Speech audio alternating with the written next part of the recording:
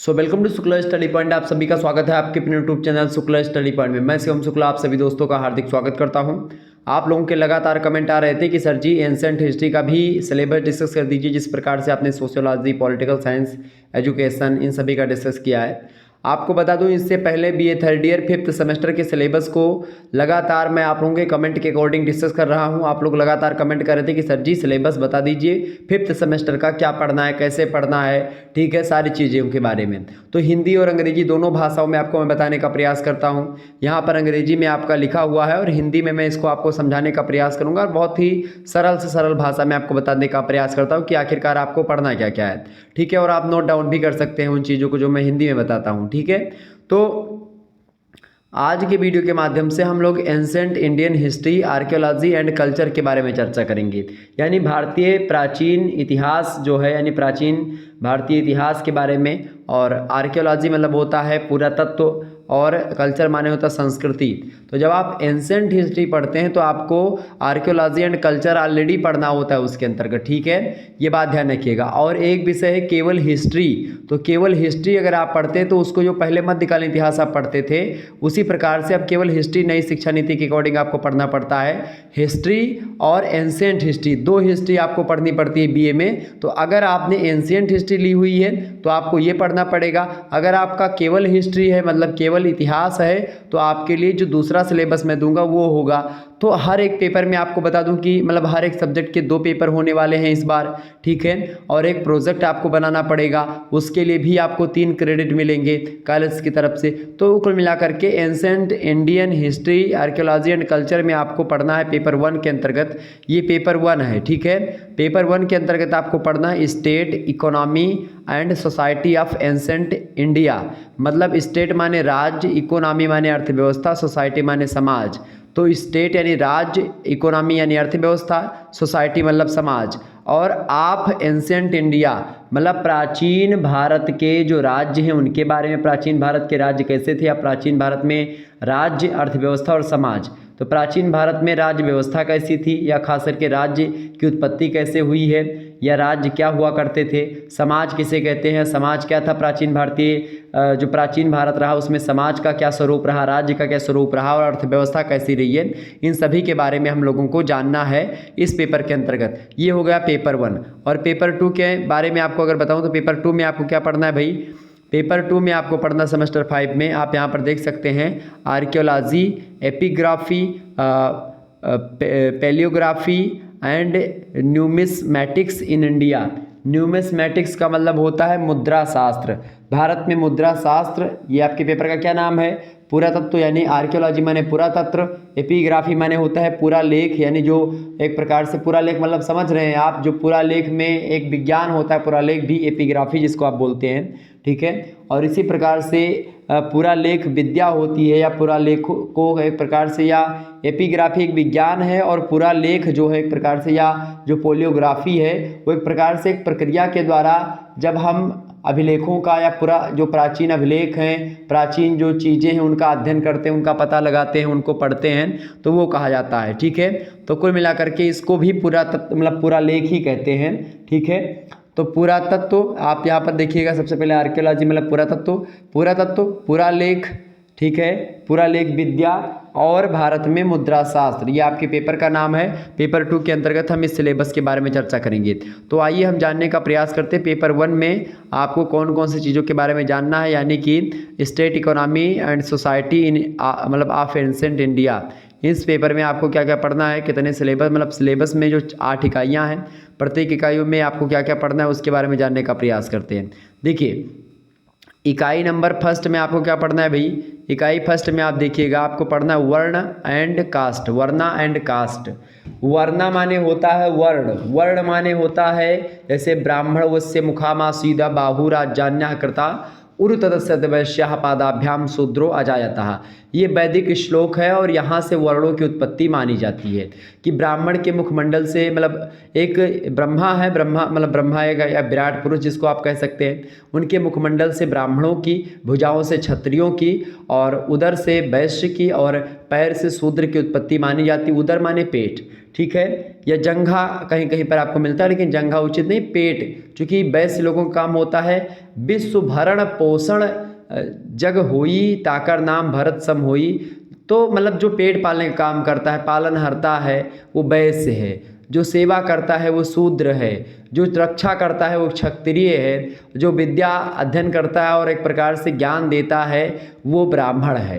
तो इस प्रकार से ये बांटा गया था। चूँकि ब्राह्मण जो मुखमंडल है वो चूँकि जानकारी वहीं पर इकट्ठी होती है। भुजाएं मासा आपके शरीर पर अगर काटिस, कहीं मच्छर काटिस, या एक प्रकार से जिसको मॉस्किटो कहते हैं अंग्रेजी में, तो अगर वो आपको कहीं पर कट किया तो हाथ तुरंत आपको, आप सो रहे होते हैं लेकिन वो मार देता है। तो हाथ कौन क्या करता है? रक्षा करता है। पेट, उसमें भोजन आता है, पेट के लिए ही दुनिया काम करती है। तो इस प्रकार से ये चीज़ें थी। तो इसको बोलते हैं वर्ण। और इसी वर्णों से बनी जाति, जैसे ब्राह्मणों में कई सारी जातियाँ, क्षत्रियों में कई जातियाँ बटी, वैश्यों में कई जातियाँ बटी, शूद्रों में कई जातियाँ बनती चली गई। तो एक प्रकार से ये मतलब वर्ण जो है वो एक प्रकार से 4 ही हैं और जातियां अनेकों हैं, उन्हीं वर्णों से बनी, ठीक है। तो एंशिएंट इंडिया में खास करके वर्ण और जाति व्यवस्था के बारे में हमको जानना है। प्राचीन भारत में जो वर्ण व्यवस्था और जाति व्यवस्था थी वो कैसी थी, क्या थी, ठीक है। उसकी कॉन्सेप्ट को यानी उसकी अवधारणा को समझना है। एंड माने और, सर्वे माने होता है सर्वेक्षण, ठीक है। तो हम वर्ण और जाति व्यवस्था का सर्वेक्षण करेंगे, उसकी तह तक जाएंगे कि आखिरकार क्या व्यवस्था थी और एक प्रकार से क्या क्या चीज़ें थी उस समय, ठीक है। आगे हम बढ़ेंगे। इकाई 1 में ही आपको आश्रम सिस्टम के बारे में पढ़ना पड़ेगा। आश्रम सिस्टम का मतलब क्या होता है? आश्रम व्यवस्था।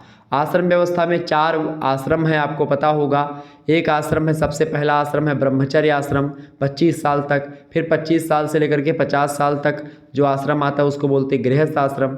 50 से लेकर के 75 तक वर्ष का जो आश्रम है उसको बोलते हैं वानप्रस्थ आश्रम। वानप्रस्थ मतलब जंगल की ओर जाना, ठीक है। और एक प्रकार से जो 75 साल के बाद से लेकर के 100 साल तक का जो एक प्रकार से समय काल होता है मनुष्य के जीवन का, वो होता है संन्यास आश्रम। तो 4 आश्रम है, ब्रह्मचर्य आश्रम, गृहस्थ आश्रम, वानप्रस्थ आश्रम और संन्यास। यानी ब्रह्मचर्य, गृहस्थ, वानप्रस्थ और संन्यास, ये 4 आश्रम है। तो इसके बारे में जानेंगे। पुरुषार्थ के बारे में जानेंगे। पुरुषार्थ को हिंदी में भी पुरुषार्थ ही कहते हैं। तो पुरुषार्थ हिंदी का ही शब्द है, अंग्रेजी में भी उसको पुरुषार्थ कहते हैं। तो पुरुषार्थ की अगर बात करें तो पुरुषार्थ भी 4 प्रकार के होते हैं। एक होता है धर्म, ठीक है, एक होता है अर्थ, ठीक है, एक होता है काम और एक होता है आपका मोक्ष। तो धर्म, अर्थ, काम और मोक्ष, ये 4 पुरुषार्थ होते हैं, ठीक है। एंड संस्कार, संस्कार की अगर बात की, संस्कार यहाँ पर लिखा हुआ लेकिन इसको पढ़ेंगे संस्कार। संस्कार की अगर बात करें तो संस्कार जो होते हैं कहीं कहीं पर 40, किसी गृह सूत्रों में 40 बताए गए हैं, किसी में एक प्रकार से 20 बताए गए हैं, किसी में 16 बताए गए हैं। वैसे मान्यता 16 की है, 16 संस्कारों के बारे में, जिसमें बौधायन, ठीक है, बौधायन संस्कार, बौधायन गृह सूत्र है, ठीक है। इसी प्रकार से आप देखते हैं कि 16 प्रकार के जो संस्कार हैं वो सर्वमान्य है और ब्राह्मण, ये एक प्रकार से ब्राह्मण ग्रंथों में भी इसको स्वीकार किया गया है कि 16 संस्कार ही हैं। तो 16 संस्कारों में आपको पता होगा पुंसवन संस्कार, गर्भाधान संस्कार, उपनयन संस्कार, अन्नप्राशन, तमाम प्रकार के संस्कार हैं। उपनयन से लेकर के विद्या अध्ययन संस्कार, विद्यारंभ संस्कार, ठीक है, समावर्तन संस्कार। तो ये सब संस्कार ही हैं जो कि आपको पढ़ने, 16 संस्कार हैं। 16वें संस्कार के बारे में मैं विस्तार से आपको समझाऊंगा। एक एक चैप्टर को यहाँ पर तो मैं इतने अच्छे तरीके से इन चीज़ों को समझाऊंगा क्योंकि यहीं से एक प्रकार से आपको बताऊं, ये जो एंशिएंट हिस्ट्री का समय है इसको तो मैं खूब विधिवत तरीके से पढ़ा हूँ, तो इसमें कोई दिक्कत की बात नहीं। मैं आपको बहुत ज़बरदस्त तरीके से इसको समझाने वाला हूँ, ठीक है। आश्रम व्यवस्था, पुरुषार्थ, संस्कार, इन सभी को बहुत विधिवत तरीके से, वर्ण जाति को। अगला है मैरिज सिस्टम। मैरिज सिस्टम तो मैं बहुत अच्छे तरीके से समझाऊंगा क्योंकि मैं शादियाँ भी करवाता हूँ। तो मैरिज सिस्टम खास करके जो प्राचीन भारत की रही है तो उसको मैं तो करवाता हूँ। हिंदुओं की जो सनातनी शादियाँ होती हैं तो उसमें जो एक प्रकार से किताबों में चीज़ें हैं जो हम लोग शादियाँ करवाते हैं, वही सब शादियों का प्रोसेस आपको बताना है, वही सब लिखना है। तो इसका नेचर कैसा है, यानी कि जो मैरिज सिस्टम है इंडिया का, खास करके प्राचीन भारत की, तो उसकी विवाह प्रणाली के बारे में, उसका विवाह प्रणाली का नेचर एंड पर्पज़। पर्पज़ माने होता है उद्देश्य, तो विवाह का क्या उद्देश्य और विवाह प्रणाली की क्या प्रकृति है, इसके बारे में आपको पढ़ना है। इसके बाद में the condition of women in ancient India, प्राचीन भारत में महिलाओं की स्थिति, उसके बारे में जान लेंगे। प्राचीन भारत में महिलाओं की स्थिति, गार्गी, मैत्री, इन सभी का एक प्रकार से दबदबा रहा है वैदिक काल में। तो आप देखते हैं ये पहला चैप्टर हो गया, मतलब पहली इकाई हो गई। इसमें लगभग आप देखते हैं यूनिवर्सिटी के तरह से 15 लेक्चर इस पर देने के लिए कहा गया है, ठीक है। सॉरी। दूसरी इकाई में आप देखिएगा, दूसरी इकाई है principles of origin of state. Principles of origin of state मतलब होता है राज्य की उत्पत्ति के सिद्धांत। तो राज्य की उत्पत्ति के सिद्धांत कई सारे हैं, उन सिद्धांतों के बारे में चर्चा करेंगे।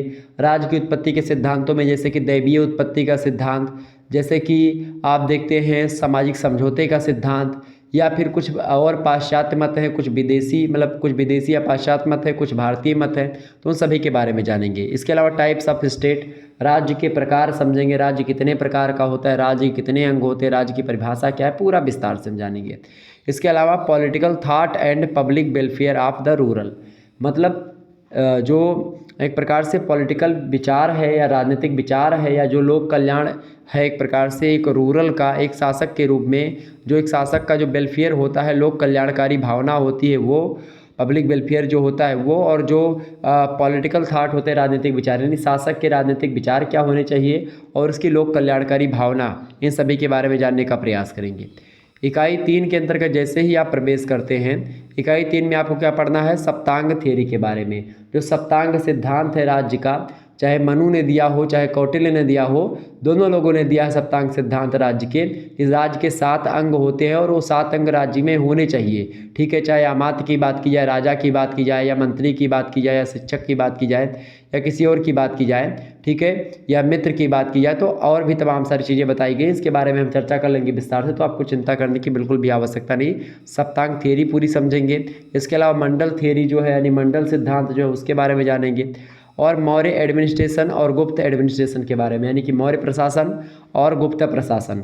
तो मौर्य प्रशासन और गुप्त प्रशासन के बारे में आपको जानना है, सप्तांग थ्योरी के बारे में और मंडल थ्योरी के बारे में जानना है, यानी मंडल सिद्धांत, सप्तांग सिद्धांत, मौर्य प्रशासन और गुप्त प्रशासन, ये आपको पढ़ना है इकाई 3 में। इकाई 4 के अंतर्गत हम लोगों को क्या पढ़ना है, लोकल एडमिनिस्ट्रेशन के बारे में, यानी स्थानीय प्रशासन के बारे में। स्थानीय प्रशासनों के बारे में खास करके with reference to Guptas administration and Chola state, मतलब गुप्त और चोल प्रशासन के संदर्भ में हम लोगों को पढ़ना है। तो गुप्त और चोल प्रशासन के संदर्भ में स्थानीय प्रशासन के बारे में जानना है, ठीक है। इसके अलावा major state taxes of ancient India, मतलब प्राचीन भारत के जो प्रमुख राजकीय कर हैं उनके बारे में हमको जानना है कि प्राचीन भारत में जो मेजर स्टेट टैक्स होते थे, यानी प्राचीन भारतीय या प्रमुख राजकीय जो कर हुआ करते थे वो प्राचीन भारत में कैसे थे, उनके बारे में हमको जानना है, ये पढ़ना है। समझ में आ रही होंगी चीज़ें। मैं आपको समझाने में अगर सफल हो पा रहा हूँ तो एक बार फटाफट से आप लोग वीडियो को लाइक करके आप बता सकते हैं। बहुत मेहनत करने के बाद मैं आपके समक्ष में आता हूँ, ये बात ध्यान रखिएगा। तो आप लोग जो एक प्रकार से मेहनत लगती है वीडियो बनाने में भी, बोलने में भी और कंटेंट इकट्ठा करने में भी, तो आप लोग मेहनत को समझें और प्लीज़ वीडियो को लाइक करें। आप लोगों के कमेंट को मैंने देखा और इसीलिए मैंने अपना नुकसान किया। मैं आपको बताऊं, कुछ विश्वविद्यालय ऐसे हैं जैसे रुहेलखंड या फिर अन्य विश्वविद्यालय ऐसे अभी CCSE या कुछ ऐसे विश्वविद्यालय हैं जिनकी परीक्षाएं अभी 4th सेमेस्टर और 2nd सेमेस्टर की चल रही हैं, ठीक है। लेकिन मैं उसका मार्जिन पर नहीं प्रोवाइड करवा पा रहा हूँ क्योंकि आप लोगों के लिए व्यवस्था करनी है कि 5th सेमेस्टर के पेपर कुछ यूनिवर्सिटीज़ के होने वाले सितंबर तक, कुछ के अक्टूबर, कुछ के नवंबर, कुछ के दिसंबर, ठीक है। क्योंकि अधिकतर विश्वविद्यालय कुछ बहुत पहले करवाते हैं, कुछ विश्वविद्यालय बाद में करवाते हैं, तो सभी को ध्यान में रखना है। तो इसीलिए चूँकि मैं अपना नुकसान कर रहा हूँ, चूँकि अगर मैं एक वीडियो 4th सेमेस्टर की बनाता तो उस पर शायद बहुत ज़्यादा व्यू आ जाते और शायद इस वीडियो पर उतना ज़्यादा व्यू नहीं आएंगे, लेकिन फिर भी मैं आप लोगों के लिए बना रहा हूँ कि आप लोग इसको ज़रूर शेयर करेंगे और लाइक करेंगे और इसको आगे बढ़ाएंगे वीडियो को, ठीक है। तो आप सभी का बिल्कुल साथ चाहिए भाई, आप सभी लोग साथ दीजिए और हम आपके लिए, आप जो भी बोलोगे, जो भी जैसा भी आप चाहते हैं, सारी कंटेंट आपको ऐसा मिलने का प्रयास, मैं पूरी कोशिश अपनी करूंगा कि आपको ऐसा कंटेंट देने का प्रयास करूं। और अब की बार कुछ स्पेशल होने वाला 5th सेमेस्टर में, यह बात आप ध्यान रखिएगा, ठीक है। तो स्थानीय प्रशासन के बारे में जानना है, चोल और गुप्त प्रशासन के संदर्भ में, और जो प्राचीन भारत में जो टैक्स रहा है खास करके राजकीय टैक्स, उसके बारे में जानना है। 5वीं इकाई में आपको पढ़ना है एग्रीकल्चर इन एंशिएंट इंडिया, यानी प्राचीन भारत में जो कृषि होती थी उस कृषि के बारे में जानना है।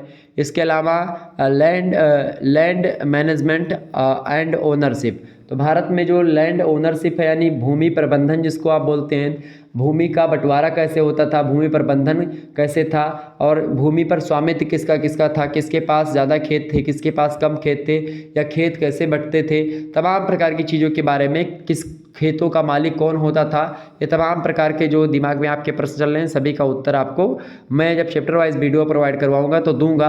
अगला देखिएगा, छठी इकाई में आपको क्या पढ़ना है, इरिगेशन मैनेजमेंट। इरिगेशन माने होता है सिंचाई, ठीक है।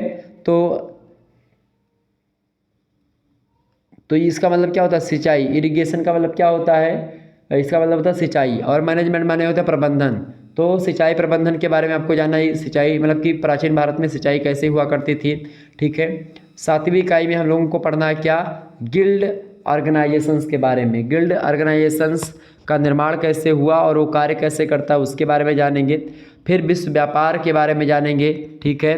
कंस्ट्रक्शंस माने क्या होता है, कंस्ट्रक्शंस माने होता है एक प्रकार से निर्माण, और वर्क्स माने होता है कार्य। तो गिल्ड संगठन का निर्माण कैसे हुआ और उसका कार्य क्या क्या है। इसके अलावा फॉरेन ट्रेड के बारे में जानेंगे, यानी कि विश्व व्यापार के बारे में जानेंगे, और ट्रेड रूट यानी कि जो व्यापार के मार्ग हैं या व्यापार से रिलेटेड मार्ग हैं, जिन मार्गों से व्यापार होता था प्राचीन भारत का, उन व्यापारिक मार्गों पर हम चर्चा करने का प्रयास करेंगे। इकाई 8 में आपको क्या पढ़ना है भाई, इकाई 8 में आपको पढ़ना है education system in India. Bharat में शिक्षा प्रणाली जो थी उसके बारे में जानना है, और भारत में शिक्षा प्रणाली का ग्रोथ यानी वृद्धि कैसे हुई, और डेवलपमेंट यानी विकास कैसे हुआ। तो जो इंडियन एजुकेशन सिस्टम है इसका विकास और इसकी वृद्धि के बारे में जानेंगे। इसके अलावा साथ ही साथ प्राचीन जो भारत है या भारत में जो शिक्षा प्रणाली है उसके सिलेबस पर ही हम चर्चा करेंगे कि पाठ्यक्रम क्या है। इसके अलावा मेन यूनिवर्सिटीज़ जो है भारत की, खास करके प्रमुख विश्वविद्यालय जो रहे हैं, तो मेन यूनिवर्सिटीज़ में 3 विश्वविद्यालय उस समय थे प्राचीन भारत के। एक तो तक्षशिला थी, एक नालंदा और एक विक्रमशिला, यानी कि तक्षशिला, नालंदा और विक्रमशिला विश्वविद्यालय थे, प्रमुख विश्वविद्यालय थे। इनके बारे में हम लोगों को जानना है। तो ये था एक प्रकार से सिलेबस आपका एंसेंट इंडियन हिस्ट्री का, okay. Ancient Indian history, archaeology and culture, ये आपके एक प्रकार से सब्जेक्ट का नाम है। पेपर का नाम है प्राचीन भारत के जो राज्य है, अर्थव्यवस्था और समाज। तो प्राचीन भारत में राज्य, अर्थव्यवस्था और समाज के बारे में आपने यहाँ पर जान लिया, ठीक है। तो ये आपका सिलेबस था। कुछ ग्रंथ आपको दिए गए यहाँ से पढ़ने के लिए, इन ग्रंथों को आप ले सकते हैं, ठीक है। प्राचीन भारतीय संस्कृति, ये इसका प्रकाशन लक्ष्मी नारायण अग्रवाल प्रकाशन से हुआ है आगरा से, ठीक है। पुस्तक आप पढ़ सकते हैं। ओम प्रकाश जी की पुस्तक है, इसको आप पढ़ सकते हैं। जयशंकर मिश्र की या मिश्र जयशंकर की है, तो आप ये सब भी पुस्तकें देख सकते हैं। चोपड़ा की पुस्तक, तो ये सब पुस्तकें इनको आप पढ़ सकते हैं। हालांकि ये सब पुस्तक पढ़ेंगे तो जो ज़्यादा या PhD वगैरह करना चाहते हैं वो इन पुस्तकों को पढ़ सकते हैं, बहुत इंपॉर्टेंट पुस्तकें हैं, ठीक है। तो आप लोग जो है ये सिलेबस आपने देखा, बाकी सिलेबस जो है पेपर 2 का, ठीक है, यानी कि archaeology, epigraphy and paleography and numismatics in India, इसके बारे में हम लोग चर्चा करने का प्रयास करेंगे नेक्स्ट वीडियो में, ठीक है, जब मैं पेपर 2 के सिलेबस को डिस्कस करूंगा। तो आप लोगों ने अगर अभी तक सोशियोलॉजी का सिलेबस नहीं देखा है तो सोशियोलॉजी का भी 5th सेमेस्टर का सिलेबस पेपर 1 का अवेलेबल हो चुका है, पेपर 2 का जल्द होगा।